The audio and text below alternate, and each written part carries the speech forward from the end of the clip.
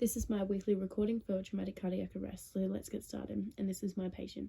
So the first thing I'll be doing is wearing my standard safety equipment, asking and checking for hazards, there isn't any, and asking to checking to see the number of patients. I have one.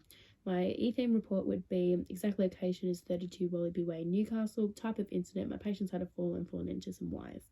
The hazards, I don't have any access. I have really good access to my patients. Number of casualties is 1, and I'll be calling for the highest emergency clinical backup possible.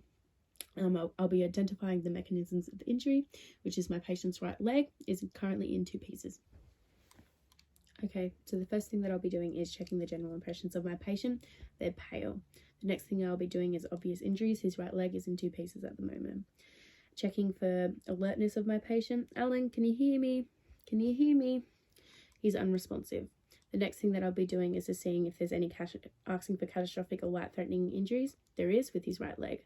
I'll be then asking my partner to put direct pressure first and then putting a tourniquet because it is required in this situation. If, however, he needs to have airway suction required, I would then do that. However, putting him in a C-supine position, I can see that his airways are clear. I am then checking, listening and feeling for breathing. My patient is not breathing. I'd be then checking for a radial and a catoid pulse. I don't have any at the moment.